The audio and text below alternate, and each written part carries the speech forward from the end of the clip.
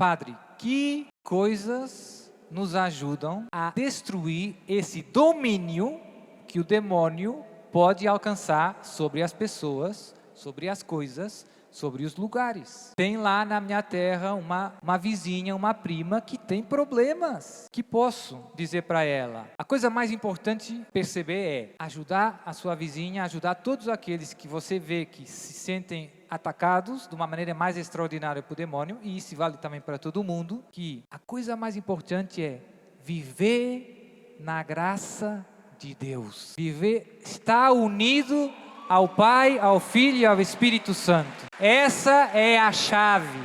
Essa é a chave. Se você estiver na graça de Deus, o inimigo de Deus não tem nenhuma chance. Não pode, não consegue. Você está mais que protegido. Pelo contrário, se você reza, ele foge. Vou contar um caso que não foi comigo, mas que é um testemunho muito bonito. Aconteceu aqui na América Latina. Tinha um jovem que está vivo, esse testemunho está no YouTube, podem ver, que lá na cidade dele se apaixonou por uma moça muito bonita e começou se aproximando, vendo, e um dia essa moça pegou nele e levou ele para um ritual satânico. E esse jovem nem sabia para onde ia. Ele queria estar perto dessa menina. Mas entrou numa casa com ela. Sentaram numa mesa, se vestiram e iniciaram muitos rituais satânicos. E ele ficou muito impressionado porque o demônio faz coisas muito prodigiosas. Os copos da mesa, ele conta, levantam, as cadeiras levantavam. E ele ficou fascinado com esse poder. E tinha um sacerdote negro, etc, etc. E começou entrando no satanismo muito forte. Lendo os livros dos rituais. E depois tem um montão de coisas, sacrifícios de animais e coisas muito más. Sabe qual é o dia, sabe qual é a maior festa para os satanistas do ano? Halloween. E agora está pegando a moda nas escolas. Aqui no Brasil, penso que também. Cuidado, cuidado. Na véspera de Todos os Santos, 31 de outubro. É uma festa diabólica, essa festa. Abre o olho, avisa os seus familiares, não deixa os seus filhos participar. A noite das bruxas, dizem lá na Europa. Então esse jovem começou entrando no satanismo com muita força. Começou vendo Satanás na parede, nas suas sombras. Começou falando línguas que não conhecia, latim, outras línguas. E começou conseguindo, com os feitiços, com os sacrifícios de animais, fazer malefícios, afetar, controlar a vida de outras pessoas. Muitas. E ele conta, você pode ver o testemunho dele. O demônio deu tudo para ele, conseguia tudo, controlar as pessoas sem explicação mudavam de comportamento, por causa dos malefícios. Mas chegou um momento em que ele se apaixonou por outra menina que chegou lá no bairro. Já passaram uns tempos, né? E ele sempre, Satanás estava dando para ele tanto poder, e ele quis essa menina e se começou aproximando e fez como sempre fazia, começou sacrificando animais, mas ficou impressionado porque por a primeira vez na vida dele, as bruxarias, as macumbas não estavam funcionando. Uma moça jovem, mas não pegava nada, ela era feliz e se começou aproximando, se fez amigo e descobriu o segredo. O segredo é essa menina acordava de manhã e rezava o terço. E depois de rezar o terço, ia na Santa Missa. Todos os dias. E ele conta, bem engraçado também, que ela ia na missa, mas não ficava lá no meio. Ficava no primeiro banco. E é lógico. Se você ama Jesus, quer ficar no último banco? Não faz sentido. E depois, à noite, no final do dia, outro terço. Rezava duas vezes o terço por dia, e ia na missa e recebia Jesus em comunhão todos os dias. Essas são as armas do céu. Viver na graça de Deus. E o que aconteceu? A menina também começou gostando do rapaz, do satanista. Não sabia que ele era satanista. Ele estava fazendo teatro. Ia na missa com ela e não conseguia ficar na igreja. Se sentia muito mal. Quando começava a Santa Missa, ele dizia, eu tinha que sair, tinha uma força que não posso mais. E ela começou rezando por ele, sem saber muito bem qual era o problema dele. E o que aconteceu? Ele começou perdendo os poderes que o demônio dava para ele. Uma menina jovem, rezando o terço, indo na missa, arrasou! E ele começou se libertando. E sobretudo se começou convertendo, o coração dele mudou, ele abriu o olho, ele se arrependeu, ele se confessou e hoje dá glória ao Senhor e serve Jesus. Já viu? Não tem padre exorcista no meio, tem filho de Deus, que ama a Deus, que vive na graça de Deus, que reza, e isso é possível com você. E pronto, e depois esse jovem precisou de muitos exorcismos, de alguns exorcismos, e hoje podia estar aqui falando para todos vocês. Eu não sei de que país mas é de língua espanhola. Então, já viu a força do terço? Nas pessoas que recebo, sempre peço 3 coisas bem simples, mas bem importantes. 3 coisas bem simples, mas bem importantes. Olhem para mim. Rezar o terço todos os dias. Isso. O demônio odeia o terço. Parte os terços. As pessoas que são atacadas, o demônio rebenta os terços. Esconde os terços.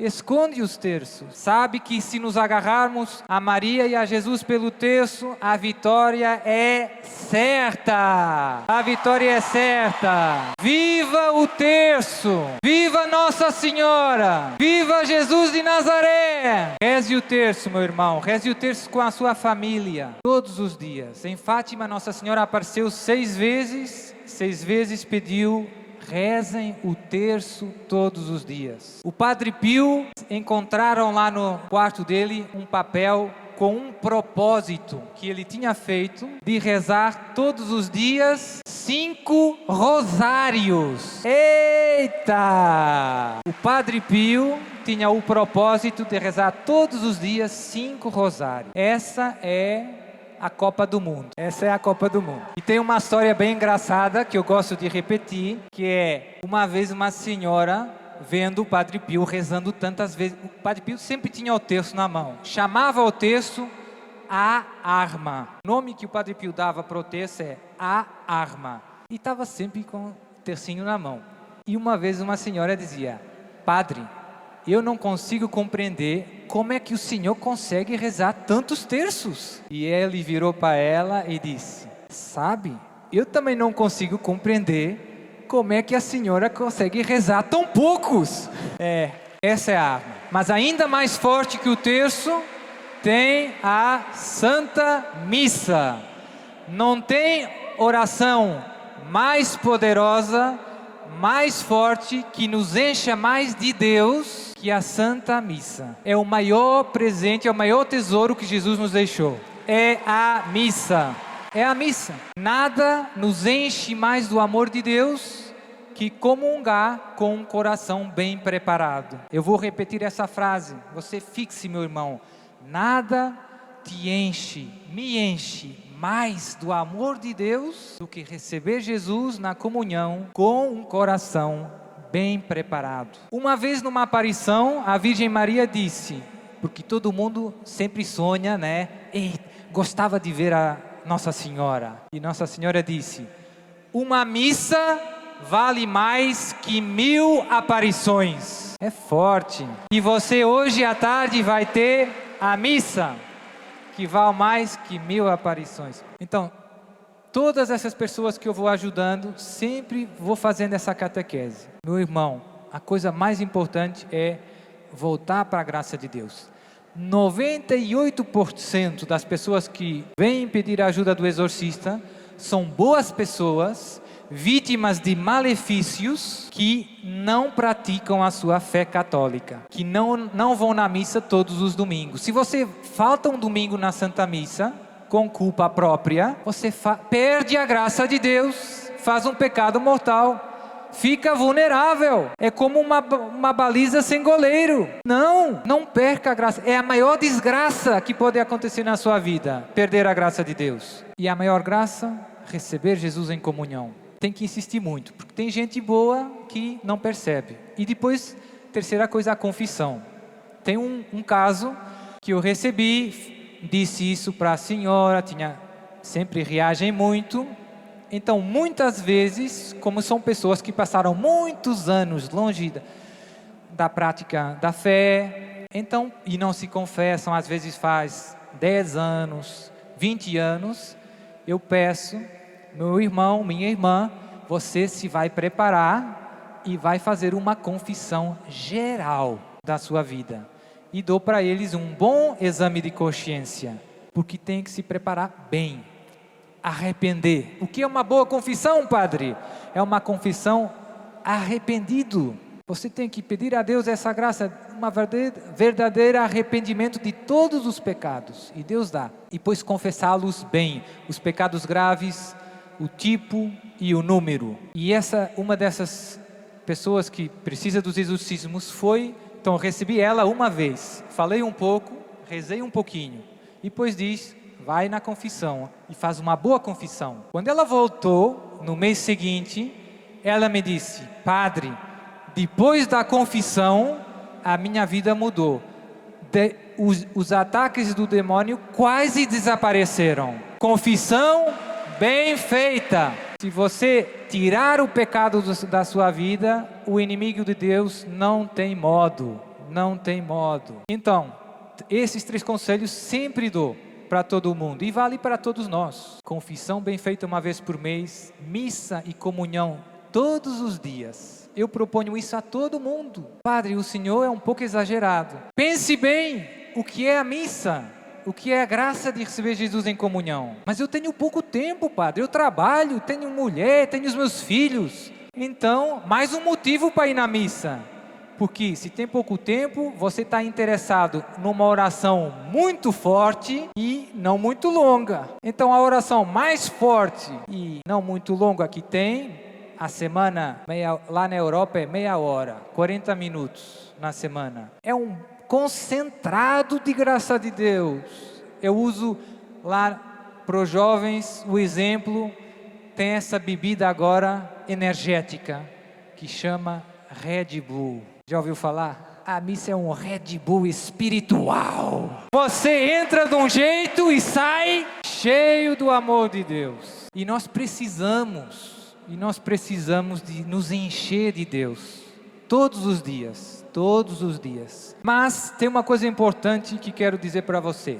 Tem muita gente que vem ter comigo, a grande maioria das pessoas, porque tem um problema de saúde, doença, ou porque é atacado pelo demônio, né? E porque está sofrendo fisicamente, ou com algum relacionamento. E Deus, que é nosso Pai, que nos ama, nos salva, e nos liberta, e nos cura. Mas tantas vezes, mais do que a maioria das vezes, nós estamos preocupados com a saúde do nosso corpo, com o nosso bem-estar, o que é uma coisa boa e normal, mas pouco preocupados com a saúde da nossa alma. Tem gente que faz muitos quilômetros para vir, Padre Duarte, reze, estou com o joelho bem doente, mas não faz muitos quilômetros para ir na missa, não faz muitos quilômetros para se confessar. Tem gente que tem câncer no corpo e vai. E o pecado, câncer da alma, você não está nem aí. E Jesus nos ensinou, não vos preocupais com aqueles que podem matar o corpo, mas com aquele que pode matar a sua alma, fazer perder a sua alma. A saúde da alma, se o teu olho é para ti ocasião de escândalo, arranca-o. É melhor entrar sem um olho na vida do que a saúde da alma, para Jesus, para Deus e para si e para mim, deve ser mais importante que a saúde do corpo. Por quê? De São Paulo. Nem a morte, nem a tribulação, nem a espada, nem a nudez nos pode separar do amor de Cristo. E eu acrescento, só o pecado. Você pode ter 3 cânceres, ser paralítico e ir diretamente no céu. Morre e ir diretamente no céu. Os males físicos são males. Você deve pedir ajuda, mas são relativos. O verdadeiro mal, o mal absoluto é o pecado, que te faz perder Deus. Tudo o resto é menos que Deus. Tudo o resto é bem relativo. Então eu peço isso para mim e para todos vocês, que o Senhor nos dê essa graça de nos preocuparmos com viver sempre na graça de Deus, com tratar da nossa comunhão com Ele. Essa é a primeira das prioridades, amá-lo com todo o coração, odiar o pecado. O pecado é o maior mal na nossa vida. Tudo o resto vem depois, tudo o resto vem depois. E nós às vezes esquecemos isso. E se tiver uma unha encravada, já só pensa na unha encravada. Aos olhos de Deus, um pecado pequenino, às vezes temos uns pecadinhos de estimação, né? Uma mentirinha bem pequenina, não fez mal a ninguém, padre, só para não criar confusão. Essa mentirinha pequenina, aos olhos de Deus, é mais grave que um câncer. Porque essa mentirinha pequenina ofendeu o amor de todos os amores. É isso. Santa Teresa de Ávila dizia: é melhor morrer 1000 vezes que cometer um pecado venial. Forte. É melhor morrer 1000 vezes que cometer um pecado venial. Muito forte. E nós às vezes fazemos compromissos com o pecado. Fazemos um pouco as pazes. Teve mesmo que ser, padre. Não, o pecado não tem que ser. Deus te fez livre. Você pode dizer que não ao pecado. Jesus te ensinou isso. Não ao pecado. Não. Com a graça de Deus é possível. A graça de Deus nos libertou do pecado, nos dá toda a força para resistir a todas as tentações, a todas as seduções do mundo, a todas as nossas más tendências. Temos todos os meios. E o maior mal, aquilo que o Satanás mais quer, é isso. É associar os homens à sua revolta, levando-os a ofender a Deus, a separar-se de Deus. Tem uma frase bem forte no catecismo que eu vou ler para você. Não, é do ritual dos exorcismos. Os demônios esforçam-se por associar o homem à sua rebelião contra Deus. O demônio odeia a Deus. Movido por a sua soberba, se apaixonou por si mesmo, esqueceu e começou: eu sou o maior e não servirei a Deus. E odeia a Deus e o plano de Deus e a encarnação do Filho de Deus e a obra da salvação, e quer destruir, mas não pode fazer nada contra Deus.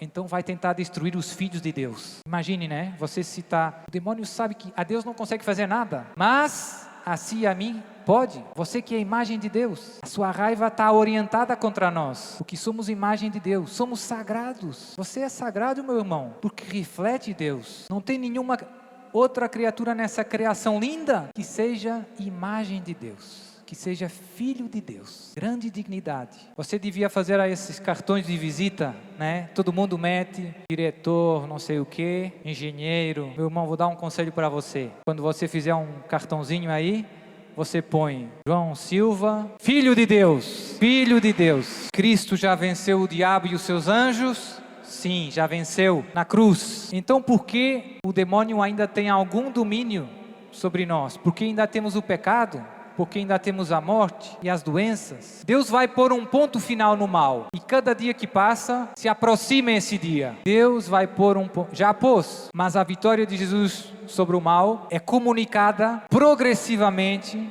a toda a criação, através da igreja, dos sacramentos, e vai ser definitivamente instalada, digamos assim, com a vinda de Jesus. E por isso nós esperamos os novos céus e a nova terra. Tem gente que se escandaliza com o mal. Deus é bom, como pode permitir isso? Deus é bom e vai pôr um ponto final no mal. Está pondo um ponto final no mal. E esse acampamento de cura e libertação, você vê isso. Deus pondo um ponto final no mal. Amém!